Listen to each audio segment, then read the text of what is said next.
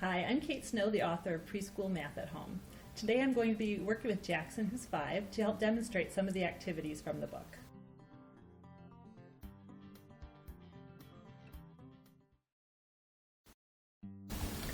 Understanding the relationships between numbers is an important part of number sense for preschoolers. They need to learn that 7 is more than 5, that 5 is less than 7. But it's a very abstract concept when we just use plain numbers. We need to make it concrete for them with real objects. We need to let them touch and see and think about real stuff in front of them to give some meaning to those numbers and to the comparisons. In this activity, comparing cookies, I use animal crackers to make it very concrete. Cookies are something that all children understand. So in this activity, we start with just comparing the amounts without even attaching numbers to them. We just look to see who has more, who has less.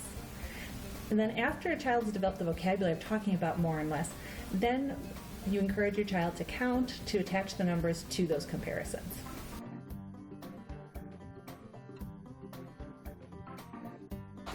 Okay, so Jackson, I'm going to put some of the cookies on the plate.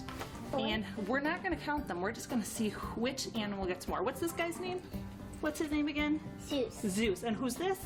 Lammy. Lammy. Okay, so I'm going to give Lammy some, and I'm going to give Zeus some. Who has more cookies? Zeus. Oh, he has a lot more, doesn't he? Can you make him eat them up? Here. Oh. Who has fewer cookies? Who has fewer cookies right now? Lammy. And so when we're starting doing comparisons, we start with what kids already know. We start with just eyeballing. This is real familiar to them, even before we have numbers to associate with the quantities. Okay, now I'm going to do a different number. You ready? Okay, take him off his plate. We're going to give some here to Lammy. And we're going to give some here to Zeus. How many does Lammy have? 4. Oh, you just knew that. Good. How many does Zeus have? 2. 2. So now who has more cookies? Oh, is Zeus sad? Why is he sad? He wanted more. More cookies. And so by actually explicitly counting the cookies, it helps to make that connection between numbers and with the comparisons. Before we were just eyeballing, and then counting the cookies just builds it one more step. Okay, well, if Zeus is so sad, we should really give him some more, don't you think? Yeah. Okay. How many does he have now? 4. And how many does Lammy have? 4. So who has more? Both. Both! Yes, they're equal. They both have the same number of cookies. Right. And so, of course, having examples with equal are important too. Oh, now we're going to do one that's a little different, Jackson. You ready? Oh, Zeus' tail is stuck. His tail is stuck. How will he eat the cookies? Okay, watch this, Jackson. Here's what Lammy gets. Look what Zeus gets. How many did Zeus get? 0. Oh, 0. Oh, it's so sad. And whenever we do these kinds of activities, we want to make sure to include 0 as well. Now, Jackson, I know He's really sad. He's really sad. Well, let's give him a whole bunch then. How does he feel now? He's pretty happy, huh? So when kids are comparing numbers at the beginning, Jackson here can count and tell pretty well already.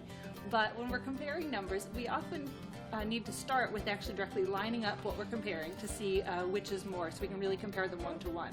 It's a really important part of counting that they have to be lined up 1 to 1 to see which one has more. So Jackson, you know what we're going to do with it? They are, but you know what? We're going to sort out all their crackers in a line, and that way we'll be able to say who has more, so they'll know. Can we take all of these and put them out in a line here for me? 1, 2, 3, 4, 5, 6, 7. Ooh, okay. Can we put Zeus by them so we know that those are his cookies? Put them right here. There we go. Okay. Can we do the same thing with Lammy? Can you help me put them in a line? Yep. So and we're gonna Lammy has to be. Well, we're gonna put it here so we can see it, and we're gonna put them right next to the other cookies so that we can really see who has more. So this one matches up with that one. Yeah. 2. 3. 4. Yeah. 5. 6. Ooh. Can you tell who has more pretty easily now? Zeus has more. are, yes, because there's one more in his line. That's right. But you know, how can we make it equal for Lammy? One more. Oh, will you put in the line to make it equal? And now are they both Equivalent. There.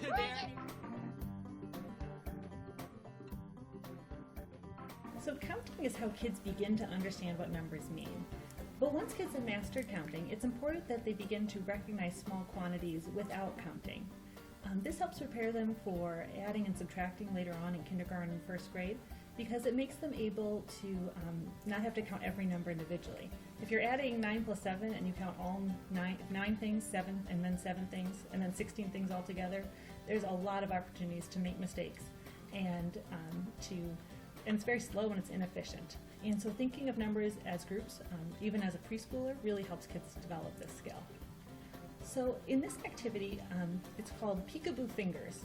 And it's a way to help kids begin to start recognizing quantities rather than simply counting out a number. And in this activity that I'm going to do with Jackson, you'll see that I put my hand behind my back, and then I flash a small number of fingers, and then I hide it again right away. But when his kids get good at it, they love showing how fast they can do it.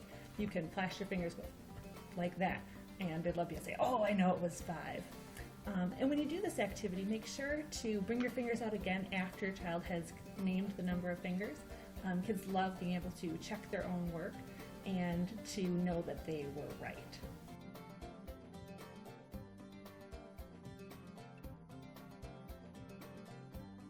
Good. I'm going to put my hand behind my back, and then I'm going to show But you. this is how you usually play. Oh, you're right. Peekaboo, That's a peekaboo. different kind of peekaboo babies, right? This is a big kid peekaboo. Hmm? Okay, so I'm going to put my hand behind my back, and I'm going to show you some fingers, but only for just a second. And your job is to tell me how many there are. You ready? How many were there? 4. Let's check. Were there 4? Yes, you could tell so fast. And so this kind of peekaboo game really helps kids start to take mental pictures of the numbers, or of the fingers, instead of counting them one by one. This helps them to start to think of numbers as groups and not just things that have to be counted over and over. Can we do another one like that? 2. Let's see. Yep. Mm-hmm. We're gonna do one more like that. You ready? 0. 0! That's right, no fingers at all. And so once your child can comfortably do that, then you can start to do some combinations. And this is an activity I call fingers up and fingers down that helps kids start to think about numbers as parts that can come together. So you ready to try this one? So what I'm going to do is I'm going to hold up some fingers, and I'm going to have some fingers down back here. How many fingers do I have up, Jackson? 4. 4. How many are down? 1. 1. Let's check. Yep. Uh-huh, that's right. I looked. You looked. So Jackson made a hand just like mine, and that's a very normal way to start with fingers up and fingers down to make it and check it. Okay, ready for another one? Ooh, what did you notice? That there's 5 altogether? Yep. Yeah, and so our 4 fingers up and our 1 finger down make 5 fingers, don't they? Yeah, if you have 4 and you add 1, you make it 5. Exactly. Okay, let's do another one. How many fingers do I have up? 2. How many down?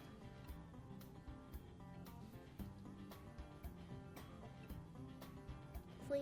That's right. 1, 2, 3. And you know what another way is to figure that out? Another way you could look is you could look at where the fingers are missing. 1, 2, 3. So there's a couple different ways to figure that out. Ready for another one? Okay. How many are up? 5. How many are down? 0. 0. You sure? Yep. I don't have a finger hidden back here. Mm-mm. You're right.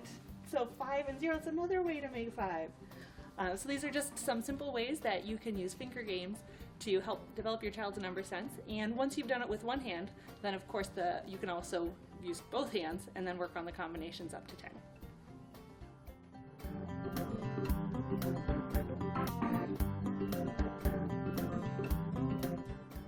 I'm Susan Wise-Bauer. I'm the co-author of The Well-Trained Mind, A Guide to Classical Education at Home. And I'm here with Kate Snow, who has just done a lovely preschool math book for us. many different activities that you can do with your preschooler at home to really get them ready to do formal math. So we're going to talk about math a little bit. So could you tell us what mathematical literacy involves for preschoolers? Mathematical literacy is really all about getting to know the small numbers. Math is a very abstract language, and preschoolers need some time to really grapple with the concrete to make sense of that abstract language that we use for numbers, right? 4 doesn't have any meaning, especially for a preschooler, unless I know, we it's tend to 4. forget that, don't we? Because Right. we immediately have a picture of 4 in our minds. But it used to be 4 apples, 4 fingers, 4 crayons. all So those different when you say things. small numbers, are you talking like 10 and below? Where I really recommend starting for preschoolers, because that's really about as much as they can handle. They can count much further than that, but it becomes very rote after that. And we want them to get to know a whole lot more than just being able to say 1, 2, 3, 4, 5, 6, 7, 8, 9, 10. Right? Anybody, Right, a 1-year-old right. can learn to do that without any meaning attached. Without to any it. understanding of it. But we So, wanna match so it's good to teach them to count to the higher numbers, but where you're actually doing exercises and such with them, you're going to concentrate on 10 and below. getting to know that really well before we get into any place value. Because that matches your 10 fingers, right? That's Exactly, very right. concrete. We've got 10 fingers, we have 10 toes. And so with that, we want to be doing a lot of counting, a lot of starting to... A lot of counting actual objects. Right. There are 6 people at the table.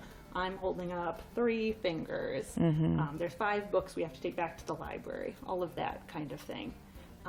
In addition, we want kids to learn how to count out objects. So not just to say there's 5 books there, but can you bring me 5 books?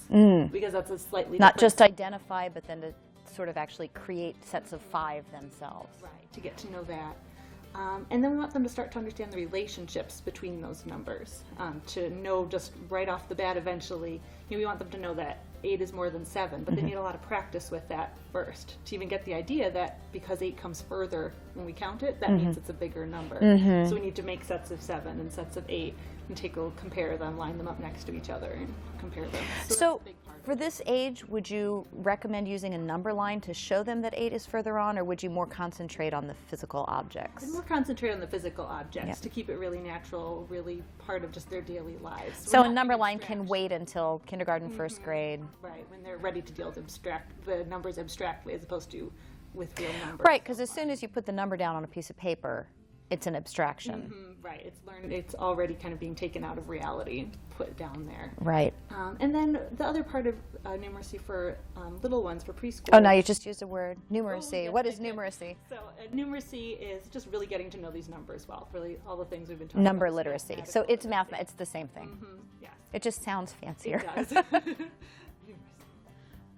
And so we also want to start doing just a little bit of beginning addition and subtraction, just because that's what we do with numbers. Once they've started to understand what these numbers are all about, figuring out the relationships between them, and then also what we do with them, that we can put 4 crackers and 4 crackers on a plate and see 8 crackers, or that if we have 5 balloons and 2 pop, there's 3 left. That's the kind of real life situations that help them build just the concept of addition and subtraction to prepare them for kindergarten. So it sounds like every snack time could also be a math lesson, because there's just so many opportunities with food that you can say, can you divide your 5 crackers into a set of 2 crackers and a set of 3 crackers? Or Yes, or you can take the raisins and lay them out in a row of 10 and see how many different ways you can rearrange them into a group of 6 and a group of 4, a group of 5 and a group of 5. And that also seems like it would be a good way to practice correspondence, because this is one of the things you talk about in the book, is teaching them that this set of objects and this set of objects can correspond one-to-one with each other. And you can do that by actually laying the physical objects down next to each other. Right. Crackers and cheese. Are great Crackers way to and do cheese. that. I like that. Yes. 5 crackers, 5 pieces of cheese. Setting the table is a great way to do that. Oh, yes, because there's one setting per person. Right. Right. All 4 people need a fork. All 4 people need a spoon. Which is so, as adults, I think it's hard for us to remember sometimes the things that are very obvious to us are not obvious to our children. Right. Especially preschoolers. And it's true in all teaching, but especially in math, that these concepts take a lot of time to grow. Well, and they take a lot of conversation, too. I know that in the Well-Trained Mind, I describe how to talk to your preschooler about math, and you kind of have to be willing to sound like an idiot, so you're going around through the grocery store and you're constantly talking and you're saying, I'm going to have potatoes for dinner. There are 5 of us. We probably need 5 potatoes. I'm going to pick up 5 potatoes, 1 for each person. 1, 2, 3, 4, 5, right? And you're just sort of, Did we really get that? let's count them again. So you're constantly babbling about what you're doing. Right. And I think sometimes when you have preschoolers, you tend to get in this really tired place where you just sort of say, yes, no, stop that, Potatoes. sit down, yes, potato. And we really have to make an effort to converse using numbers about the physical objects that are around us. Because they are in such a receptive time for language. Right. Math is a language in much of the same way as we use English. But it takes practice and it takes experience and hearing it in context to make that language have meaning. And I would think, especially if you happen, your family of origin is more of a sort of a strong silent type of family of origin, that it's hard to get into the habit of constantly talking to your child about numbers. Right. Yeah. So snack time. Every Snack time. So what are some other areas? Snack time, so we seem to be very food focused here. Snack time and grocery shopping are the ones that sort of naturally come to me. A lot of things can be done outside that involve counting too.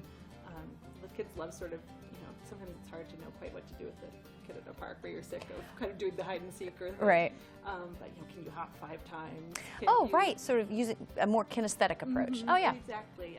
Drawing hopscotch on the driveway is a great way to start doing a little bit of number recognition. So you actually see the written numbers, and they don't have much meaning there, but just learning what they look like. That's obviously a really important part of this too. Right. And bouncing balls, you can do that a certain number of times. How many times can you bounce the ball before you drop it, or skip rope? So those all provide a lot of natural opportunities for preschoolers to do some counting. Yeah. So how about of course you can't go very high with this, but also dressing. I would think you can at least count to 2, right? Right. You have 2 shoes, you have 2 mittens. Or helping sort the laundry, putting together pairs yes. of socks, and then It's a kind of start to- correspondence. Right, matching those up, and then counting how many socks you have. And kids kind of find it interesting that you never land on, if you count how many socks, It's always odd. Or 3, right, depending on what happened with your dryer, I guess. But that's sort of a very natural introduction to odds and evens right there. Okay. When there's one left over or not. So what about games like maybe card games? I know Uno is sort of the one that comes to everybody's mind And because it's a great one. If you're playing Uno, because you've got to match numbers you do. or colors. But I highly recommend saying the number out loud if you play Uno with a preschooler. Right. Otherwise it can just be kind of shape matching. You can get the number identification. Right, Just right. Say, I'm playing a green 1. I know it comes back to against the talking apple. about what you're doing. Yeah. Still talking. Other great ones are a lot of the classic card games that you can just play with a deck of cards. Great. And so playing Go Fish is wonderful because you're always asking for the number. Right, that and will you're pair up matching with them it. together, right? Right. At the end, you count how many you have, which is some more counting. Old Maid is one like that too, where you're taking one and then matching it. And War, War is which fantastic. never ends. Have you ever actually played a game of War that ended? I'm not sure that I have. occasionally. Only occasionally. I always We tell always my give up children, before then. We go through our deck once and then we see who has more cards because it just takes too So we're talking about games too. Sorry was always, and I know it's kind of more of like a 4, 5, 6-year-old game, maybe My sort of. 5-year-old loves it. It just I mean, depends it takes a on- little work for how to. She's Well- sometimes not quite sure what all the cards do. Right, but then they've also, not only do they draw the cards, but they've got to count out the spaces, which for little kids is so hard to figure that one number equals one space. That's a real skill. You have to help them with that. Yeah.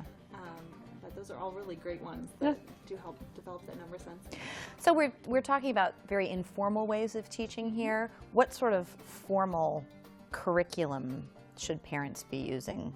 Well, the most important thing in choosing anything for a preschooler is to make it developmentally appropriate. And you talk about that a lot in the Well-Trained Mind. We talk about not overdoing the physical writing. Right. I mean, most preschoolers, some preschoolers might love to sit and do workbooks, but for most, that's just not what they should be doing. They're Right. going to lose interest really quickly, and they learn a lot more by doing, by touching and talking and jumping and clapping and doing all those sorts of things rather than just sitting at a table and doing workbooks. I feel like there's a real push towards workbooks, particularly, if you go to Barnes & Noble and you look at the education section for preschoolers, there's all of these workbooks, and they're colorful, so that makes them look attractive. But, what I hear you saying is that the numbers, no matter how colorful they are, they're abstractions on the page. And the thing about workbooks, they might try to, say, connect the 2 to the 2 flowers or the pictures. But there's just only so much you can do on a workbook page for a 4-year-old. Right. There's Yeah. just not a lot of options. And so they tend to be kind of purposeless. Lots of tracing, lots of dot to dots, but it's hard to Right. get beyond that and to really give meaning to the numbers when it's just Yeah. symbols on a page. Now, I know in my experience, so your oldest child is a boy, and then you had the girl after that, right? See, I always say that's the right way to do it, because then you think the girl is a genius because she's like, pencils, I love them. So I had 3 boys in a row, and I remember going through the grocery store and thinking, who buys coloring books? Who buys all of these? Who does dot to dot? Because dot to dot seems like it would be a great math exercise for a preschooler. But my experience with my boys, at least, was that they had absolutely no interest in doing this. I see dot to dot as a great eye tracking exercise, but not math. Not a math Like exercise. you're looking and figuring out where your hand goes, but it's not really math. Yeah. And that's really my son is what inspired this book. He was 3 and interested in numbers, and all I could find were workbooks. Or kind of crafty things. That were very Lots of cutting and cute. gluing and Yes, pasting. And you could put, like the 3 buttons on the snowman, and the Right. 3 hearts on the Valentine, Right. and the 3 eggs in the Easter basket. But once you've learned how to count out those 3 things, you're not going anywhere. If you're doing that at Christmas and then also at Easter, you haven't gone anywhere in between. Right. And so I really wanted something where the activities developed more purposefully and couldn't find it. Well, I love the idea of this being more action-oriented. That seems so appropriate to preschoolers. Yeah. Okay, so we've talked a lot about using crackers and cheese and raisins and just objects. So these are manipulatives, which is like numeracy. It's the big word. Right. So manipulatives, why are they important for preschoolers? So manipulatives are things that you manipulate, right? Things that you can actually pick up and touch and hold. And as we've been talking about, numbers are an abstraction for kids. Yeah. And so Yeah. having real things that make the numbers real is very important. So being able to see the 4 buttons and the 4 shoes and the 4 chairs is what gives meaning to those numbers. Connecting the objects to the word, not necessarily even yet to the number on the page. Right, just talking. But just the word 4 or the word 6. Right, and so manipulatives are, they could really be anything from around the house. Like, they do not need to be fancy. We have lots of stuffed animals, for Yes, example. Exactly. Lining up those stuffed animals and counting them out and putting them in little groups or making pairs out of them. Those are all great ways to use those stuffed animals as manipulatives. Right. And things like, Legos are a great manipulative. Oh. Dried beans can be perfect. That's always sort of the classic example of Right. something really cheap. And For easy to older get. children For who will older not put children. them up their noses. Exactly. Or choke on them. Yes. Or anything like Yes. that. Nothing that goes in the mouth. But just plain wooden blocks, toy cars, really anything that can be counted is Can very be useful at manipulative. this stage for kids to learn to count and make groups. So it doesn't sound like you would necessarily recommend buying pricey manipulative sets, No, I mean, necessarily. if you can afford it and they make your kid happy, and the more fun in math, the better is kind of what I always say. But there's no need. People have learned how to do math for thousands of years Without fancy manipulatives. having any teddy bear counters or pattern blocks. They are cute, though. They are, and kids love them, and they can be a great sort of stocking stuffer or free time activity, but they're not essential. What about pattern blocks? Because that's something I think most people don't just sort of have sitting around the house. I think they're great for teaching kids the shapes and just for trying to develop that spatial awareness. One of the key things that preschoolers and kindergartners are figuring out is really sort of the difference between pointy angles and square angles. And so pattern blocks are great for that. They really, Because you if can try see to- how they if you fit try to put together. your little triangles versus squares and see, these just don't line up. It's a key insight for them. Right. Their geometric reasoning. It doesn't sound to me like you would need to necessarily do a lot of like direct teaching with the pattern blocks either, would you? Or you just sort of let them sort and figure out how they fit together? And that kind of play-based, exploration is what good preschool is all about. It's Right. not about sitting and saying, you must do this and you must do that, but giving them some ideas, letting them explore and find their own questions, and as they get more curious, then you kind of bring some more to it. And so a lot of manipulatives, they're great just laying around the house. And they just pick up and play at any point. Yeah, my daughter loves to play pattern blocks too. Yeah. Just pull them out and make pictures. And my kids always love those too. Uh-huh.